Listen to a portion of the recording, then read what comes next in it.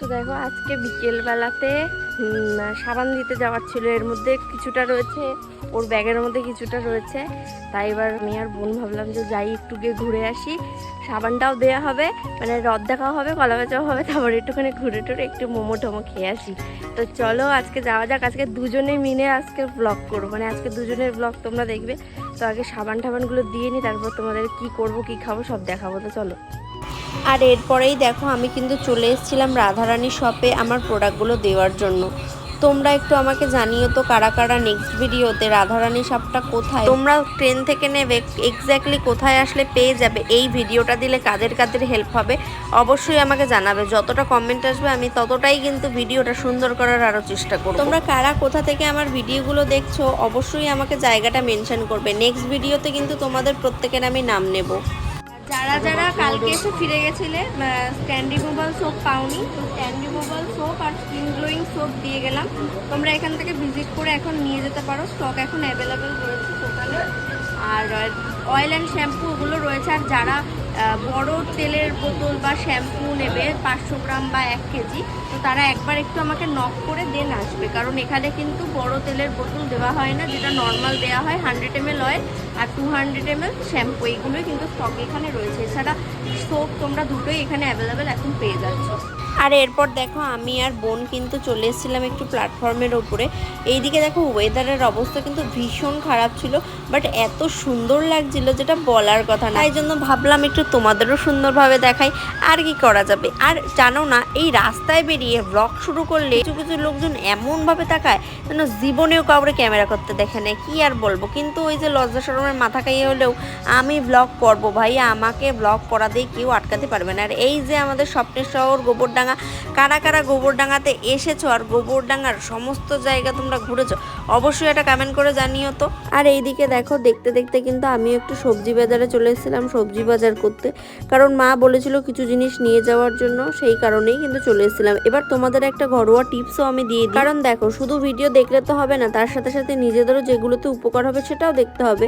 তোমাদের যাদের গ্যাসের সমস্যা হচ্ছে বা হেয়ারেরও সমস্যা হচ্ছে, তারা কিন্তু প্রত্যেক দিন একটা করে গোটা আমলকি খেতে পারো, সেটা সেদ্ধ করেও খেতে পারো, প্লাস দুপুরবেলা খাওয়া দাওয়ার পরে তোমরা কাঁচাও খেতে পারো। এতে কিন্তু শরীরও ভালো থাকবে, সাথে সাথে চুল স্কিন সব রকম সব জিনিসটাই ভালো থাকবে।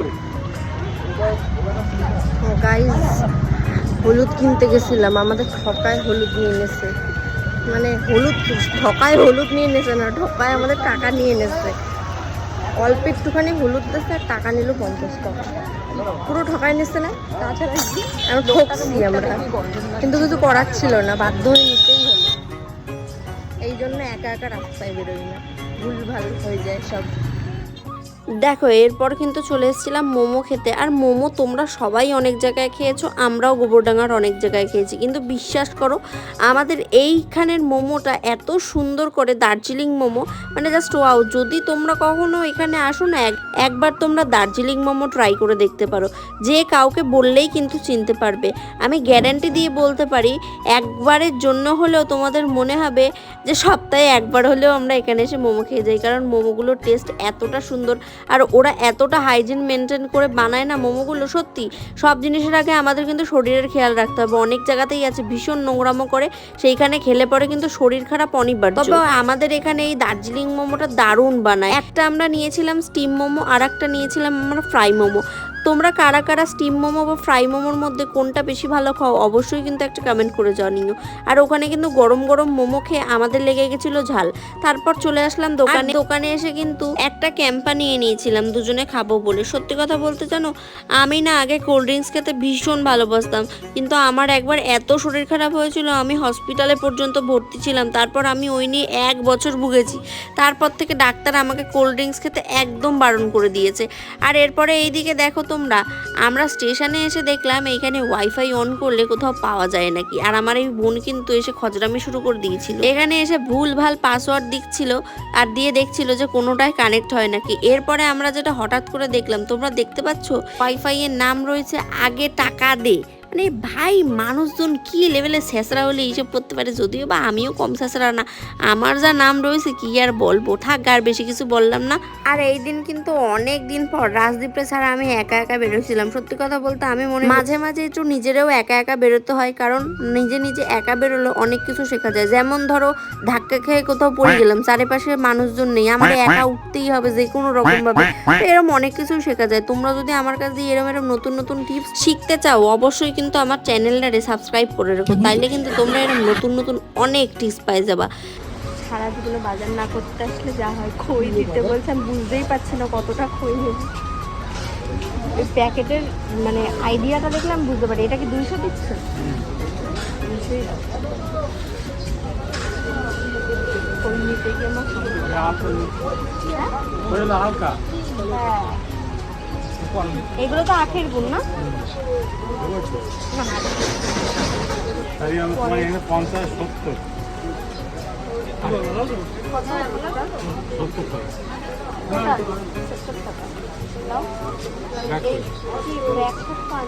প্লাস্টিকে দাও। মোটামুটি ঘুরতে এসে কিন্তু অনেক কাজই মিটিয়ে নিয়েছিলাম। আর এরপরে কিন্তু চলে এসেছিলাম ফলের দোকানে কিছু চেরি আর কাজু বাদাম নেবো বলে।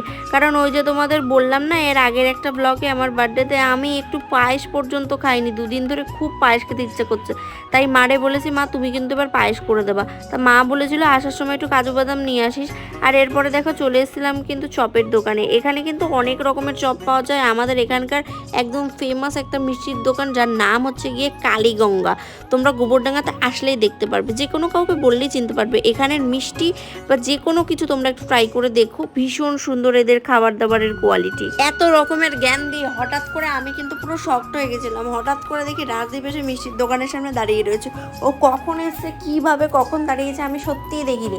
ওকে দেখে তো আমার লিটারালি রাগও উঠছিল, আবার মজাও পাচ্ছিল, হাসিও পাচ্ছিল। যেখানেই যাই সেখানেই পিছন পিছন এরকম চলে আসে। কি করি বলো তো এই ছেলেটারে, তোমরাই বলো।